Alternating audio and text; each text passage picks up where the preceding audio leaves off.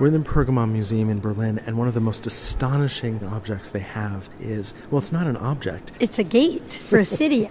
There were 8 double gates that formed part of the walls around the ancient city of Babylon. It's huge. It doesn't just impress us, it impressed people when it was built. In fact, it was called one of the wonders of the world.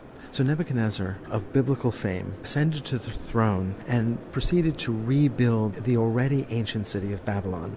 This is a city that has its roots in the 3rd millennium BC, but had become a major political center under King Hammurabi in the 1700s BCE. The city had remained populated but regained importance in the 6th century under Nebuchadnezzar II and under his father. And what we're seeing here is part of the enormous building campaign that Nebuchadnezzar II had undertaken. We might recognize Nebuchadnezzar from the Bible, from the book of Daniel. He's the ruler of Babylon who conquers and destroys the temple in Jerusalem and who's responsible for the exile of the Jews. Clearly he was very powerful. He was able to undertake this enormous building campaign. You know, he fortified and strengthened 11 miles of wall around the city of Babylon. He reconstructed the great ziggurat in Babylon, which had the temple of Marduk at its top and is probably the source of the story of the Tower of Babel. He created palaces, and he created this extraordinary gate. And hanging gardens, which were also considered one of the wonders of the world. So the city of Babylon had 8 double gates. The one we're looking at is one of those gates, and actually the smaller of the double gate. The other one would have been even larger, if that's possible to imagine. In fact, so large that the museum can't actually put it on display, even in this very large space. This gate, which of course would only be open for the friendly, is at the end of a long processional way, lined with beautiful lions that speak very clearly of pride, of power, and of Nebuchadnezzar's rule. The lions that we see on the processional way represent Ishtar, one of the Babylonian goddesses, the goddess of war and wisdom and sexuality. They're raised up to eye level, and they're a little bit smaller than life size, but they're pretty big. And they're frightening. Their mouths are open in these ferocious roars. It's true, they're snarling, aren't they? They are. But the fact that they're placed in this very regular way makes them seem as though they're almost trained or controlled by King Nebuchadnezzar himself. It makes us fear not only the lions, but it makes us fear the king. The image of the lion is beautiful. This faience raised to create a kind of relief sculpture. So in addition to the lions, there are 2 other animal forms that decorate the gate, and they're both meant to be as ferocious as the lions. A kind of ancient bull known as an uruk. These were supposed to be terribly fierce.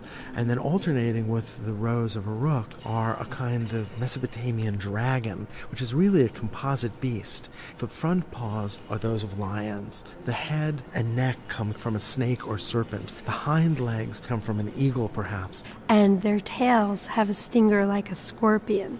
Those dragons are associated with Marduk, the patron god of the city, and Nebuchadnezzar associated himself directly with Marduk. The uruks, that is, these bulls, are associated with the god Adad, a god associated with storms, with the fertility of the land, with the harvest. All of these animals speak to protecting the city, but also providing for the city. They're ferocious animals, but they're also represented in a very regular way along the procession and on the tower and archway of the gate, so that there's symmetry, a sense of order in the way that they're represented. One of the most extraordinary aspects of these towers, of the gate as a whole, is the color. This is an arid place where the sun is bright, where it gets really hot. And you can imagine how brilliant the blues and the greens of the surface would have originally been, not in the context of a museum, but in the context of the edge of a desert. In Mesopotamia, there was a real problem. You know, the Egyptians were able to build their great pyramids and other monuments out of the native stone that surrounded them. But in Mesopotamia, they didn't have that. This was a river valley. Babylon is on the banks of the Euphrates. In fact, the Euphrates cuts right through the city. When the Mesopotamians wanted to build, they created buildings out of brick, created from the clay of the river valley. The brilliant blue that we see on the surface of the gate is faience. This is a technique that was known to the ancient Egyptians and other parts of the ancient world, and it uses copper to create this brilliant blue. And this is a beautiful example. So the gate is massive, it's frightening, it's decorative, and it's brilliantly colored. No wonder Nebuchadnezzar was so proud of it and wrote an inscription on the side. Let's go read that. Now, we're not sure where the inscription was originally placed on the wall, but in this reconstruction, it's on the left side of the left tower. Here's an excerpt. I, Nebuchadnezzar, laid the foundation of the gates down to the groundwater level and had them built out of pure blue stone. Upon the walls in the inner room of the gate are bulls and dragons, and thus I magnificently adorned them with luxurious splendor for all mankind to behold in awe. And we are in awe 2.5 millennia later. Nebuchadnezzar understood his place in history, and he actually wrote inscriptions in his new buildings that not only identified them and identified their purpose and him as their patron, but also asked future rulers to rebuild them for him. It's as though he knew that empires come and go.